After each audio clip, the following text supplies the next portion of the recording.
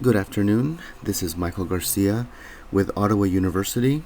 Today is June the 24th of 2017, and we will be discussing today the Wells Fargo Unethical case study.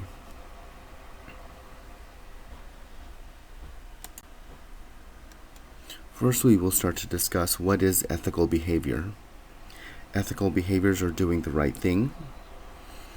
Ethical behaviors protect people, communities, and the environment. Ethical behaviors leave a person good and happy. Ethical behaviors stem from love, care, understanding, and positive communications. These ethical behaviors back up moral and positive social behaviors. Ethical behaviors are the good in all of us. What is unethical behavior? Unethical behaviors are behaviors that cause harm to someone or something. Unethical behaviors go against what is right. Unethical behaviors go against what is moral and good. Unethical behaviors affect and hurt other persons or individuals. Many unethical behaviors tend to be illegal.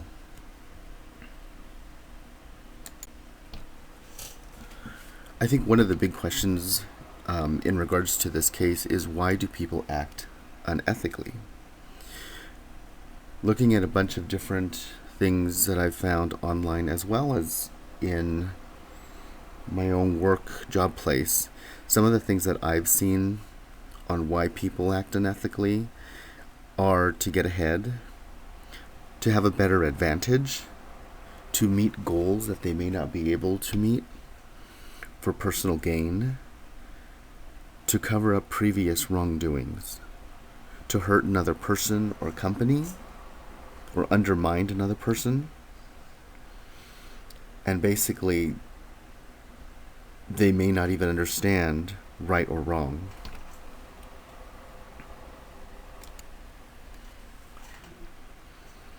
The big question in this slide, asks us what is the case study and why it even started.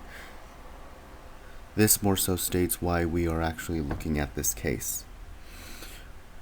What we're looking at is based on Wells Fargo. Wells Fargo had stern metrics and quotas that they insisted from managers. The quotas were unreachable and not in line with realistic goals. Managers had little time to react to the new quotas. Managers had employees create fake accounts for the customer. The customer was not aware of the new accounts. And because of this action, fees were generated on the new accounts and showed negative credit reporting on these customers.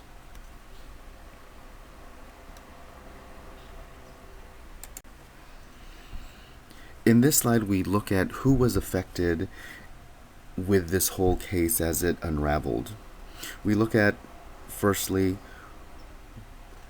who of all of these people was it positively affected? We look at the executives. We look at branch managers. We look at the leads.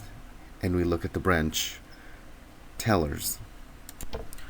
All of these people had something to gain from creating the accounts, creating these fraudulent accounts. So now we'll go over and look at who was negatively, or what was negatively affected by these outcomes. We have the bank customers themselves. We have shareholders.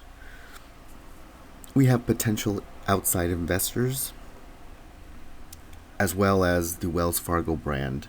All of these 4 negative items that we have here are people that may not have not even known what was going on inside the company. So we need to look at who was positively affected, who was negatively affected, to better see where this balance was. In regards to ethics, we look at how ethics played a part in this case. So the question that is asked here is, what type of possible ethics was used? We have three different types. We have utilitarian ethics, principle-based ethics, and virtue ethics. In the utilitarian ethics, it is considered to help the greatest number of people. It looks at the consequences to show if it is right or wrong. If the consequence is bad of an action, then action should not be done. If consequence is good of an action, then the action should be done. Next, we look at principle-based ethics, which is also known as Kantian ethics. It is knowing that something is good based on society, even though the person does not believe it. It is based on justice and not doing harm. It's based on foundations of principled behaviors. Virtue ethics is based on a person's character and good moral behaviors. It's based on positive ethical thinking. It's not based on the rules of the actions that a person is planning on taking. It is based on how a person chooses right over wrong. In this next slide, we look at which ethics standard is more relative to the case that we were looking at with Wells Fargo. The unethical issue was based on virtue ethics. The people knew what they were doing wrong, yet they continued to do it. They didn't think about any of the consequences. The only consequence that they looked at was something that the manager may have told them. Unfortunately, that did not help the customer that they were defrauding. The people did not speak up knowing it was wrong and did not use good judgment. And this is why we look at virtue ethics rather than the other ones, because the tellers didn't think about the consequence of what they were doing. They didn't think about the future of these customers. More so, at the time, this is what I need to do.